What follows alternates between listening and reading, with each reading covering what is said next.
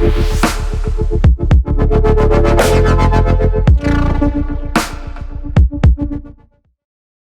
all the returning viewers, welcome back. To the new viewers, welcome. Hope you enjoy the content. Today, something really cool. It is a monitor from Philips, and I have checked. I do believe I'm correct in saying that this is the first time a Philips monitor has been reviewed in Africa. So something really cool for me to say, and I hope I'm not incorrect in saying that. Now, this is the Philips 279M1RV monitor, and it's designed specifically for Xbox. We will look at the design, the specifications, and most importantly, the performance. And I can say proudly that we are going to be measuring the performance against actual spec versus actual performance, because I have got my Spider, which I have been waiting for a while. So sit back, enjoy, and let's look at this unit a little bit closer.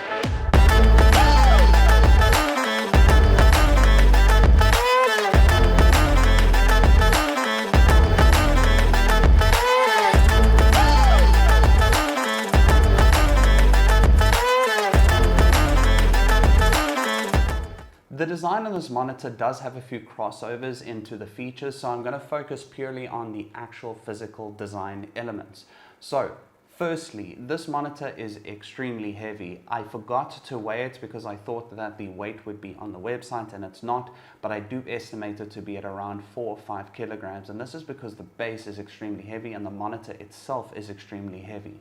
It does have all your degrees of adjustment. It can swivel, it can tilt, it can go up and down. The only thing that it cannot do is cannot go from landscape into portrait, so if you want to do that, you're going to have to get a VESA mount. The only thing that concerned me on the design, or even though this design was so solid, was that when you were swiveling it, there was a little bit of play or a little bit of looseness on the actual mounting mechanism. The bezels are really nice and thin, and one would expect it of a monitor of this price, which we'll get to in the conclusion, but it does have a joystick at the back, and that is the only ability to adjust anything from the firmware on the monitor by either adjusting the joystick left, right, up and down, or clicking it in to actually physically make that adjustment. Some people prefer the 5 buttons, 6 buttons, whatever. I prefer the joystick. One thing on the design that I didn't like is, even though this is so solid and the plastic is solid, you can see towards the top of the monitor at the back there's this glossy type material, and it does scratch extremely easily. So it does come with plastic on in the beginning, so I suggest not removing that unless you really have to, because when trying to clean it to get better B-roll shots, even a microfiber cloth did seem to scratch it. Features-wise, there are so many features on this monitor, but mostly comprising of the actual lighting or LED matrix that it has around it. So it actually goes from the side to the top and even at the bottom, which I almost missed, and I will show you a picture of that below. Now, there are a few ways to adjust this, and it does have a certain amount of presets. Now, some of those presets even include tracing, in which the frontal color of the actual monitor is portrayed onto the LED matrix at the back. There are others like music, which didn't work, unfortunately, no matter which input I used, from DP to HDMI or even the USB-C. So maybe something wrong on the firmware there, or maybe just a bad monitor, or just not working on my particular monitor. So that does need to be noted.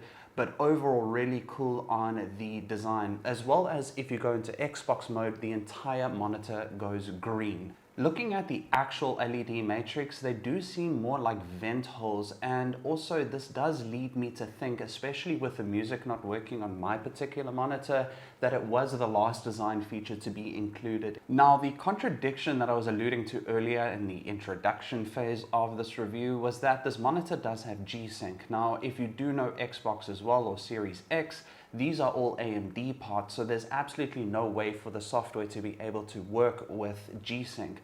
Now, that means that this monitor is amenable for PC as well as Xbox, but it is kind of saying, well, we have this G-Sync available if you do want to use it, but it could factor in a price inflation that might not have been necessary if this was purely designed towards Series X. Lastly, on features, the speakers are very loud, very punchy, and one would need this, especially if plugging it into a console and you do not want to wear headsets. So well done to Philips for having a really good, nice clarity on the speakers, which are actually tuned by DTS. Performance-wise, I can proudly say that I didn't mention specs purely because now we can say what Philips says the monitor can do versus what it actually does. And this is because I got the Spider X Elite, and we are going to be able to do that through that calibration tool. So let's go through the results. Firstly, we're going to look at the technical specifications. This comes through from Philips themselves. This is on their website, so you can go and see this. And then we're going to be drawing the comparisons, but only going through the major points. First of all, the LCD panel type is Nano IPS, and it is a WLED backlit. Now, the panel size, as we know, is 27-inch, which comes from the model name, but we can move on to the more important stuff, being the maximum resolution, which is obviously 4K or 3840 by 2160, and this pushes through at 144 Hertz on HDMI as well as display, the Hertz therefore decreasing when it comes to USB-C. Now, more importantly, we do have 1 millisecond gray to gray for those who are concerned with that. Yes, there are many arguments on this because you need to theoretically have 1000 Hertz in order to actually get the full 1 millisecond gray to gray or MPRT. But brightness here, 450 CD squared or 450 nits, contrast ratio of 1000:1, and the color gamut DCI-P3. I will scroll through this so you guys can see the rest of this if you don't want to go to the website.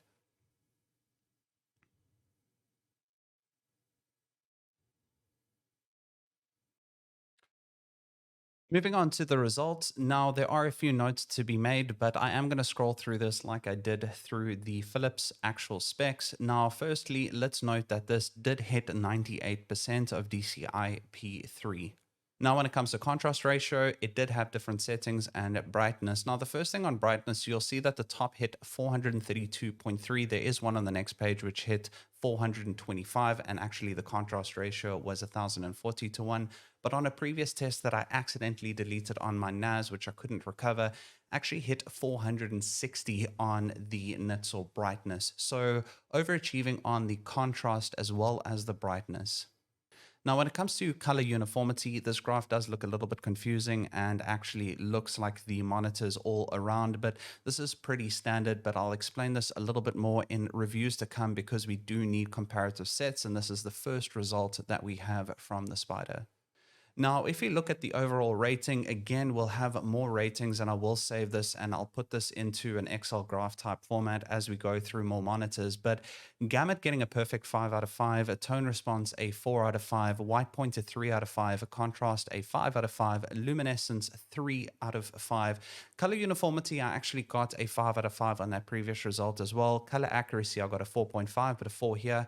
An overall rating of a 4. So it should be around 4.3, 4.2 on overall rating, but a relatively good result when actually checking the data color specs for previous monitors. But again, this is something I will build. All I will tell you is that to my eyes and all the monitors that I've used, the monitor performed amazingly. Now, there's no perfect tool unless you're taking multiple pictures with a slow-mo camera to be able to measure ghosting, but the ghosting was really good. And the other thing is being able to measure the frames per second, which I used other software for, but it measured in at 143.94. So Philips really did a good job in the performance of this monitor. Concluding, Philips has really underpromised and over-delivered in this monitor, which you can see through the results. Now, this is quite rare because generally it's the opposite way around when it comes to the monitor game. So in this regard, Philips is actually up there with the top echelon of its peers. Yes, there are a few things that do need to be adjusted on this specific monitor, the back gloss scratching a little bit and a little bit of a wobble, but overall a really solid design and really solid monitor coming out of Philips.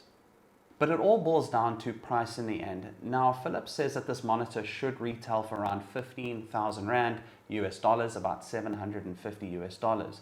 But when trawling the internet, I did see prices from 18 to 20,000. Now, in my opinion, 15,000 Rand is a very, very good price, especially when comparing it to its peers.